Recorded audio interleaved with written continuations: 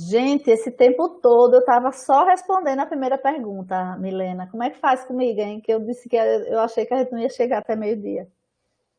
Mas O tempo a gente tem. O gás e o interesse também. eu falei assim, eu disse, eu não sei se eu vou falar isso tudo não, mas me conhecendo, Sim, sem então veja dúvida. só. Então foi por quê? E agora, eis a grande, né? Como eu vou sistematizar? Como é que eu começo? Né? Qual é o primeiro passo? Isso é o que a gente realmente. O primeiro passo é começar a mexer. Você quer arrumar a sua casa, o que é que você faz com as gavetas? Tira tudo de dentro, né? Não tem como. Tem que tirar tudo de dentro das gavetas. E aí separar. Eita, isso aqui vai para o lixo. Isso aqui é útil. Isso aqui eu vou doar. Isso aqui não me serve mais. Enfim, precisa arrumar as gavetas. E aí, esse arrumar as gavetas é você exatamente começar a pensar, refletir e reconhecer, reconhecer como é que está a sua assistência e a organização de serviço. Sem muitas críticas no sentido de negativo, mas crítica no sentido de avaliar mesmo. Nós não somos, né? Nós sempre precisamos estar avaliando, melhorando a cada vez mais. Senão a gente não evolui. Então, existe várias estratégias, né? Que a gente pode utilizar, a depender do serviço, a depender do quantitativo de pessoal, a depender de tantas coisas, né? Tantos aspectos. Aí eu trago para vocês uma sugestão dessa análise fofa, SWOT, não sei se vocês conhecem, eu gosto muito, para começar a mexer. Aí é o desarrumar as gavetas, tá? Bora desarrumar, vamos tirar tudo aí de dentro, vamos saber o que é que vai, o que está aqui não vai servir, vamos, tá? Inclusive pessoas, tá? De repente você está com um pessoal, você tem alguém na equipe que tem muita competência para estar trabalhando a parte de gestão e tal, e vamos colocar essa pessoa para trabalhar com a gente em relação a isso. Mas isso precisa ser estudado. Então, essa análise, essa ferramenta SWOT, né, que é, em português a FOFA, que traz capacidades internas do serviço mesmo, dos profissionais da equipe, que são as forças e as fraquezas, e em detrimento das possibilidades externas, que são as oportunidades e as ameaças. Porque como foi bem colocado aí já por algumas participantes, a gestão é um problema, a atenção primária é um problema, é difícil, nunca faz, darará. Eu sei que sim. Mas a gente não só tem coisa ruim, né? Não temos só fraquezas e ameaças, nós temos forças e oportunidades. Isso precisa ser muito bem organizado, né? Aí tem esse modelo das forças e as fraquezas. Então, o que é força? O que é que você faz bem? O que é que o pessoal, sua equipe faz bem? Quais são os recursos que vocês têm que podem aproveitar? E o que é que, como é que o outro vê isso, né? Como sua força? Porque às vezes você nem percebe, não reconhece, mas a equipe reconhece. E externamente você tem também as oportunidades, né? Quais são as oportunidades que você tem disponível? Quais são as tendências, as novidades? O que é que a gente pode estar aproveitando? O que é que você pode transformar de força em oportunidade, tá? Então tem que trazer essas discussões. Isso aí vocês fazem, né? Quando montar um grupo de trabalho, faz uma reunião para discutir isso. O que é que nós temos a nosso favor? O que é que nós temos como fraqueza e ameaça? Porque a gente precisa ter estratégia, né? Então, o que é que pode melhorar como fraqueza? Ah, é fraco, mas a gente pode melhorar. O que é que tem menos recurso do que outro? Então, por exemplo, se você vai iniciar, você não inicia uma sistematização, por exemplo, se, na atenção primária, como eu falei, você pode escolher uma unidade básica para fazer como piloto e a partir daquela já faz uma avaliação, né, para ver o que é que precisa melhorar e passar para as demais. Não se vai fazer tudo em uma só ao mesmo tempo, tá? isso fica meio que inviável de você acompanhar, monitorar tudo, avaliar. Então, precisa escolher. No hospital, a gente sempre escolhe uma unidade piloto. Na maioria das vezes, escolhe uma UTI, porque tem um processo de trabalho já mais organizado, são pessoas fixas, na maioria das vezes, da equipe, né? Isso facilita, né? Então, mas aí a gente tem que buscar também quais são os recursos, né, que nós temos, o que é que os outros também estão vendo como provável fraqueza. De repente, o que você acha que é força, o outro entende como uma fraqueza. A gente já fez algumas oficinas utilizando a fofa, que a gente, nossa, a mesma coisa, só que com visões diferentes. São pontos de vista, tá? É um aspecto que pode ser visto por mim como uma fraqueza, Milena pode ver como uma força, né? E as ameaças também, que são fatores externos, né? O que é que pode prejudicar, o que é que ainda vocês podem fazer, quais são as fraquezas, o que é que possíveis ameaças, né? Bom, a gente tem isso aqui, mas de repente, será que aqueles protocolos que a gente está utilizando vai ser bom? A gente pode utilizar outras referências? Aí se falou aí sobre que os gestores não estão, muitas vezes modifica, então isso é uma ameaça. Será que ele está sabendo o que é que a gente está fazendo? Já se fez um encontro para explicar de uma forma bem mais simples o que é que se faz, o que é que se pretende?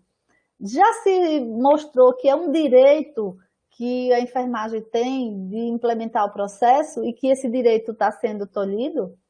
Então, assim, tudo isso precisa, né, ser bem discutido e elaborado como uma proposta, né? Elaborar como uma proposta, com cronograma de atividades, com tudo direitinho, formar esse grupo. Vocês podem utilizar essa metodologia para iniciar as discussões. Em 2017, se eu não me engano, não dá para vocês lerem aí, mas eu vou mostrar. No Congresso Internacional de Enfermagem, eu e a professora Flávia elaboramos essas diretrizes, né? Porque a gente sentia muito falta. Eu vou mostrar para vocês, não queira ler, viu, Milena? Não dá para ler agora, assim, miudinho, é só para mostrar que foi apresentado. Mas a partir de agora eu mostro. São 12 diretrizes que a gente traz como o passo a passo. Só que aí foi o quê? Na verdade, a gente fez é como um relato mesmo de experiência, né? Uma descrição do passo a passo que a gente seguiu no hospital universitário. E que a gente acredita que isso seja replicável, né? Porque a gente fundamentou em teoria, em referências e tudo, né? Em estudos, como tem sido feito, e a gente formulou esse modelinho para poder compartilhar, socializar. Apesar de ser aí o exemplo que nós fizemos para a enfermagem hospitalar, mas o passo a passo ele se adequa também em qualquer outro nível de atenção, tá? É que a nossa experiência foi no hospital. Então, a primeira coisa é fazer esse alinhamento da filosofia e as metas do serviço de enfermagem com a instituição, com a missão, valor da instituição. Primeiro, a gente precisa conhecer qual é a missão, visão e valor da instituição. No caso da atenção primária, da Secretaria de Saúde, né? E para poder a gente alinhar a filosofia do serviço de enfermagem, ela não pode ser contrária. Como é que pode, né?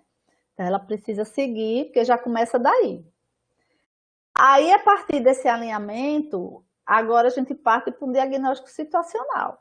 Nesse diagnóstico situacional, a análise SWOT, a FOFA, ajuda muito para fazer esse diagnóstico situacional.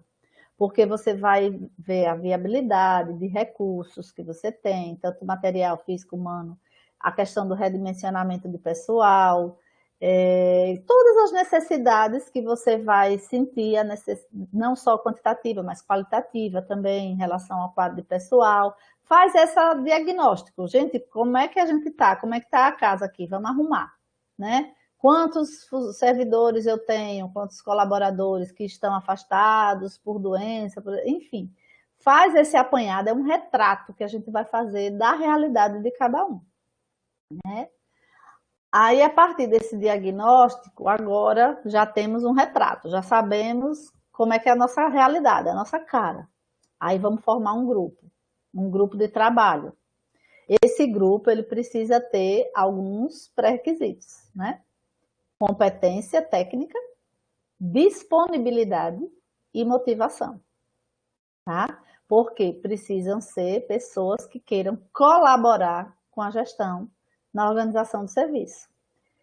A gente contou e acredita que todos os serviços podem contar também com a parceria com os conselhos, com as instituições de ensino, né? Estou eu aqui hoje como representando, não eu, Joséis, mas eu, Joséis, professora da UFES, e outras instituições também de saúde que a gente pode lançar mão. Então, existe todo um contexto, vocês não estão sozinhos, não precisa se sentir sozinho, né? A gente precisa se amparar, se ajudar, melhorar, tá? Nesse sentido.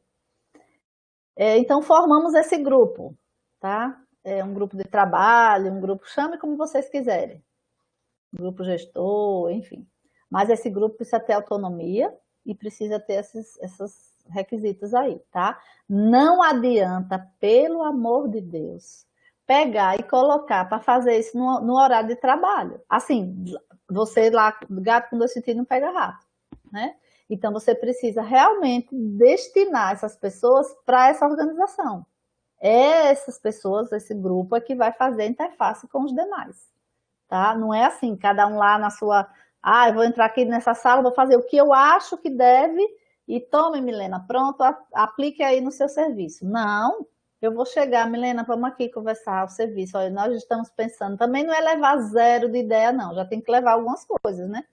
Olha, o grupo se reuniu e pensou nisso, nisso e nisso. O que é que você acha? A gente quer discutir aqui para ver a melhor forma. O que é que você acha que pode contribuir? Se tá bom. Ah, Milena, não, tá ótimo, José. Então vamos seguir, vamos seguir. Ou então, não, isso aqui é inviável, não vai se aplicar por isso, por isso, por isso, por aquilo.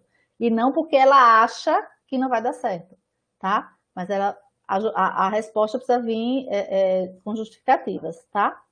Após essa organização do grupo já está bem encaminhado, o que se pretende fazer é passar para uma das etapas mais importantes no meu entendimento, que é a sensibilização das equipes para a necessidade de reorganizar a assistência. Eita, que aí não é fácil não, tem que ter um jogo de cintura muito bom.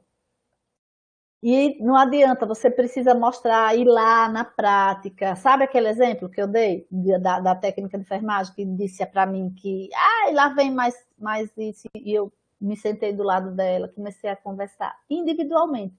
E essa técnica, ela é aquela líder da equipe, sabe? Então, assim, bastou ela, não precisei ir para a equipe toda. Então, é interessante que você sempre tenha aquela pessoa que você sabe que é bem influente na equipe, traga ela para perto de você, tá? Para ela entender e passar para os colegas de que não é um bicho-papão. Gente, só estão querendo organizar, mostrar mais a nossa cara, valorizar a nossa profissão. Então, e inclusive respaldo, né? Legal em relação aos registros, porque os registros do jeito que anda, realmente qualquer um está com risco assim de responder a muito processo aí jurídico, porque não tem. Né? Aí passando para a próxima etapa, uma etapa bem mais demorada essa daqui, né? Não precisa, algumas podem ser paralelamente, tá, gente? Por exemplo, você pode estar sensibilizando a equipe, pode estar já organizando os protocolos, dividir atividades, enfim. Mas é a elaboração ou revisão, caso já tenha, de protocolos assistenciais, procedimentos operacional padrão, formulários, diversos formulários, não só formulário de coleta de dados do processo, todos os formulários, formulário de avaliação do paciente, o que você usa? O SCP, Sistema de Classificação do Paciente, como é que eu avalio? Não, lá na atenção primária, qual é o... Ontem falando com Milena, ela me disse que tem um lugar aí que está ainda urgência que usa a ordem de chegada, né, Milena, como critério, que não é critério. Então, assim, gente, é um serviço de urgência, de atendimento. Qual é o protocolo que eu vou usar para triar esses pacientes? Isso precisa estar aí. Isso é sistematizar, é eu escolher, fundamentar, tá? Eu preciso escolher qual é o protocolo que eu vou usar para poder triar esses pacientes. Qual é o protocolo que eu vou usar para consulta de enfermagem à gestante? É aquele manual? Sim, mas agora vamos organizar tudo direitinho. O que é que esse paciente vai levar para casa? Ou nada? Porque o paciente, quando sai do consultório médico, ele sai com a receita médica. E o paciente, quando sai do consultório de enfermagem, sai com nada nas mãos. E cadê? O que foi que eu fiz ali? Vamos nos tornar mais visíveis? Cadê as prescrições de cuidado? Cadê as orientações que eu dei para esse paciente? Só foi de boca, ele vai entender errado e depois, enfim, não tem como. Precisamos pensar, gente, nisso, tá? E o paciente levar para casa a nossa receitinha também, né? O nosso plano de cuidados. Ah, José, isso não é possível. É sim, é porque você não organizou o seu serviço. E não está, a gestão não está lhe ajudando. Mas lembre-se, é um direito, exija, tá? Está na nosso código de ética. Enfim, então a gente vai, né, dentro da especificidade de cada, passar por essa atividade aqui. Próxima etapa da sistematização. Viabilizar o gerenciamento e desenvolvimento de competência. Aí entra a educação permanente, tá? Então, vários temas. Temas relacionados à teoria, processo, gerenciamento da assistência, indicador de qualidade, segurança do paciente, semiologia, tudo que vocês, naquele diagnóstico situacional, vocês identificaram. Vocês vão identificar isso, tá? Logo no comecinho, já identificou as necessidades. E agora já vai aplicar. Aí vocês começam a aplicar. Em relação a recursos materiais, em relação a recursos humanos, o que é que a gente vai fazer, né? E aí também, importantíssimo, nós fizemos isso, a gente implantou um núcleo de indicador assistencial e gerencial.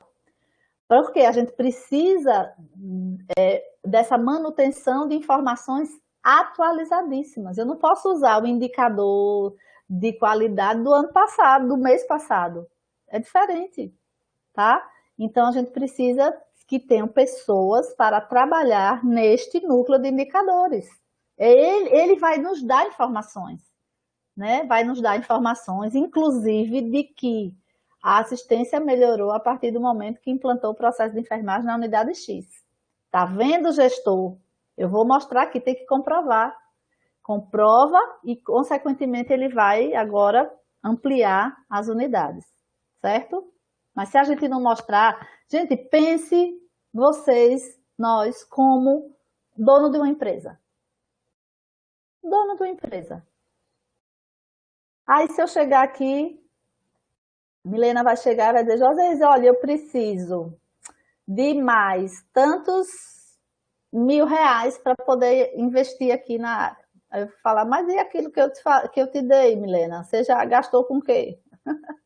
Você não me mostrou, não me comprovou nada, eu não vi melhora em nada, e você só vem aqui para pedir. Então, enfermagem tem muito isso. Pede, pede, pede, pede, mas não mostra resultados. Precisa mostrar, comprovar, por meio de indicadores. Por isso que é tão importante o núcleo de indicadores assistenciais e gerenciais.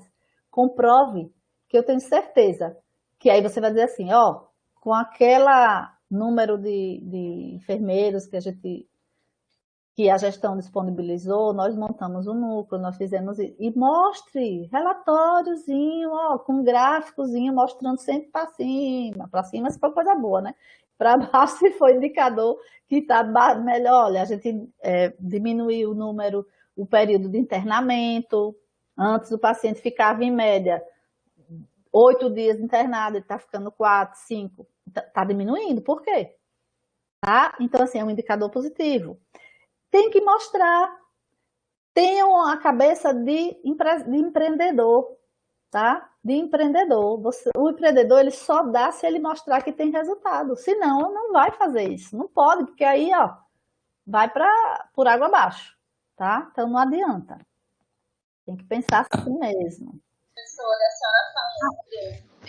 Eu recordei do trabalho que a gente fez com a UTI pediátrica, né? Com as orientandas, que a gente trouxe os profissionais para a gente voltar a falar de semiologia, a gente falou de sinais vitais, A gente Uhum. falou até das escalas de risco de queda, o que a gente usa em adulto, o que a gente usa em criança, e aí mostrando como a educação permanente, né, tem um papel, é que não é só você chegar, criar um instrumento e vou capacitar esse instrumento. Não, Uhum. o processo de enfermagem, para ele ser aplicado, requer que o enfermeiro ele tenha várias habilidades e vários conhecimentos que ele adquire na academia, na graduação, né, e que adquire também na vida prática deles. Então, eu vendo a senhora falando aqui, me trouxe essa recordação, acho que foi 2016, mais ou menos por aí, que a gente chegou a fazer esse trabalho. Isso mesmo, isso. A próxima, definir papéis junto à equipe profissional. Nossa, como isso é importante, gente. Precisa. Ó, eu orientei uma vez um trabalho que foi super interessante.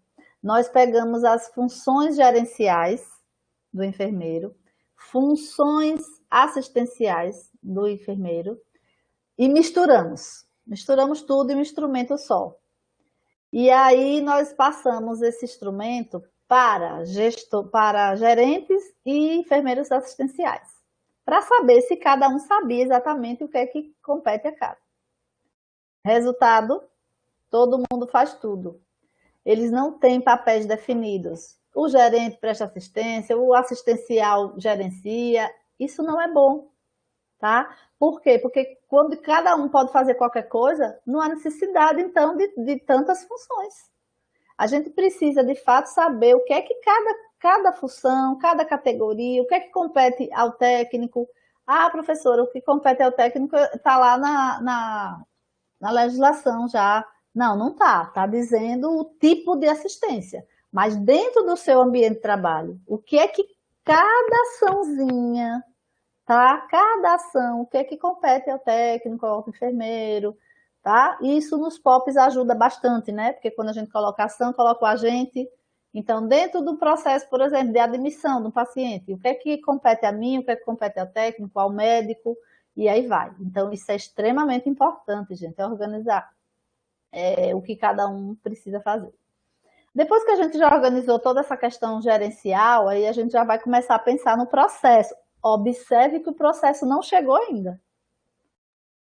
Vai começar a chegar, tá?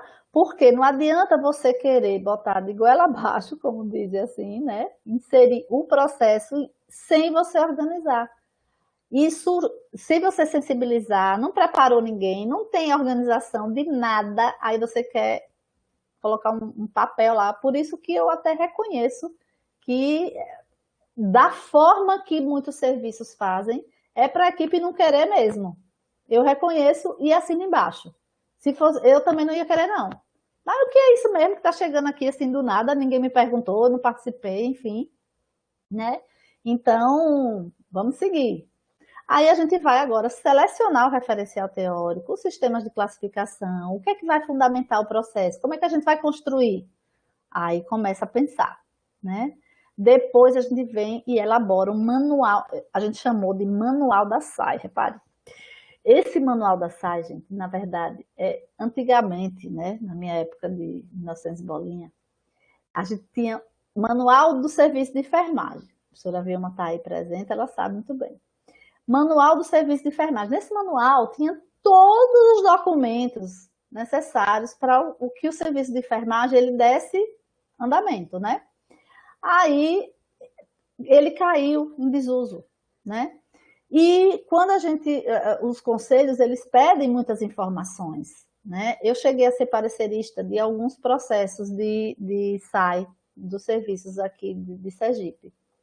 E eu via que faltava muito a questão da organização, até na apresentação dos documentos, tá? E cada um era de um jeito, e começava, gente, isso aqui, cadê? Não tem isso, não tem aqui, não tem aqui. Aí a gente fez essa sugestão, passou para, eu não sei se hoje o Corém tá utilizando ainda, mas a gente passou na gestão anterior, que era na época a professora Cláudia, a gente trabalhou muito com com assessoria mesmo, né? Com serviços de saúde em relação. E a gente fez isso aí, um manual onde tivesse apresentação do documento, o que é que trata esse documento? Trata pode ser um volume, dois, três, porque depende. Se for um serviço pequeno, ele vai ser um manual só. Se for um uso da vida, vai ser volumes, né?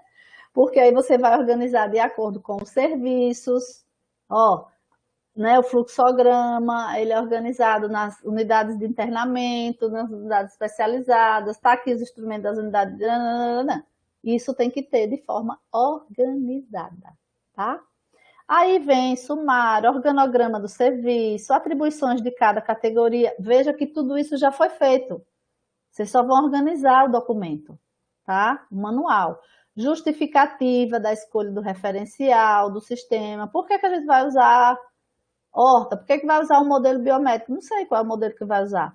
Normas para aplicação, como é que vai ser aplicado o processo? Ele tem impresso próprio? Como é que é a divisão do trabalho? O enfermeiro está responsável por quê? Enfim, é como o grupo estudar e decidir, refletir, precisa estar escrito, tá? Procedimentos operacional padrão, técnico, enfim, todo documento que se diz respeito à enfermagem precisa estar nesse manual, que é o manual da organização do serviço de enfermagem. Tá?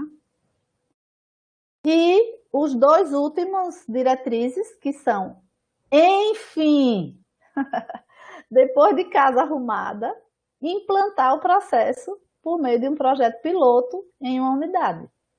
Tá? Não adianta você querer implantar nele todo, que você vai se perder. Depois você avalia esse processo de reorganização e amplia. Tá? E aí esse grupo precisa multiplicar, né? Se fazer multiplicar. Em cada unidade, escolher uma pessoa responsável para contribuir nesse sentido. E a educação permanente nunca vai parar. Tá? O nome já diz, permanente. Vai ter que ficar o tempo inteiro junto com esse grupo de trabalho, acompanhando esse processo. Aí eu tenho essa frasezinha de Tavares, que fala de aspectos organizacionais, sobretudo gestão participativa, deve ser considerado para a efetivação da SAI. Então, observe que todas essas diretrizes, elas trazem uma gestão participativa. Porque essa coisa do enfermeiro jogar a culpa para a gestão e a gestão jogar a culpa para o profissional do enfermeiro, já era, gente. Isso não existe. Não é para buscar culpados, é para buscar parcerias. Se a gente quer o melhor para a nossa profissão, né? E para o paciente. Então, é nessa perspectiva que a gente precisa pensar, certo? Uma proposta desse manual, só um sumáriozinho que a gente fez, para organizar seria a apresentação, a estrutura organizacional, missão, filosofia, objetivo, né? Depois os recursos que tem disponíveis, qual é o perfil do paciente. Se eu perguntar hoje, qual é o perfil de paciente que é atendido na unidade tal? Na unidade de, sei lá, oncologia. O enfermeiro ele precisa saber me responder, né? Ele precisa dizer, não, aqui a gente tem tantos por cento de pacientes de autocuidado, outros são de cuidado intermediário, a gente também tem cuidados intensivos, mas aí esses são direcionados, enfim, é conhecer realmente a sua casa, né? Se você perguntar, minha mãe tem 8 filhos, ó, perguntar a ela vai saber característica de cada um. Ele vai dizer, olha, eu tenho 2 que são assim, 3 são assim, tem um que é impossível. E vai caracterizar, né? Porque ela usou um sistema de classificação de mãe. Então, a gente precisa conhecer o perfil dos nossos pacientes para poder saber também lidar com eles, né? E saber planejar os cuidados que eles precisam. Ainda nesse manual, a gente precisa trazer o processo de enfermagem, né? Como um item muito importante, porque, de fato, ele é um dos maiores elementos, né? E que vai conduzir mesmo o cuidado a ser prestado. E as normas para essa aplicação do processo, tá? O processo existe, beleza, e como é que ele vai ser aplicado? É uma dúvida que sempre se tem, né? José, o que é que você acha? Você acha que é por unidade, o enfermeiro tem que ser responsável por quantos pacientes? Gente, não sei, depende. Depende de quantos enfermeiros você tenha, depende do tipo de paciente. Eu não posso dar resposta assim, não existe receita de bolo. As pessoas querem receitinha pronta. Ah, não sei, tem que pensar, tem que refletir. Vamos discutir como é lá, me conte a sua história. E aí a gente sai dando sugestões, né? Mas precisa pensar nisso, tá? E os procedimentos operacionais padrão, todo tipo de protocolo, anexo que você tenha e as referências, né? Porque aí de repente eu vou pegar agora esse manual, aí Milena deixou aí, eu vou assumir o lugar lá de Milena, eu vou ver, epa, essa referência aqui que Milena usou estava ótima na época que ela estava, mas agora já tem uma mais atual, eu vou revisar. Então, precisa para que a gente de fato tenha continuidade, né? Mas assim, infelizmente, eu já tive uma situação de que uma coordenação de enfermagem que disse assim, não, por mim, pode tirar tudo aí do computador, porque eu não vou usar, eu vou começar do zero. Eu falei, vixe, que pena. Fiquei com tanta pena, pena dela por pensar assim, pena do todo o trabalho que tinha tido anteriormente. Eu disse, gente, isso não existe. Como é que é isso? Não entendi. Então, mas assim, existe. Né? Mas a gente precisa deixar claro que o que você, esse manual não é meu, não é de Milena, é da instituição, é do serviço. Ele é muito mais do que eu e você, né? É muito mais do que o próprio grupo de trabalho. Claro que a gente se apega, né? Eu digo que parece um filho, mas você se apega, mas ele não é seu. Tem que entender isso, né? Certo? E eu acho que a gente está acabando. Minha aguinha acabou. A profissão que não conhece suas próprias correntes de pensamento, ela se empobrece, infelizmente. E dá a impressão que só sabe trabalhar, só sabe fazer o seu trabalho por treinamento de fórmula, rotina, procedimento, aquela coisa bem padronizada, né? Isso quem disse foi Teresa Leopardi e eu concordo plenamente. Que a gente precisa reconhecer a nossa própria ciência, né? A enfermagem quanto ciência, porque senão a gente realmente não vai conseguir valorização, tá?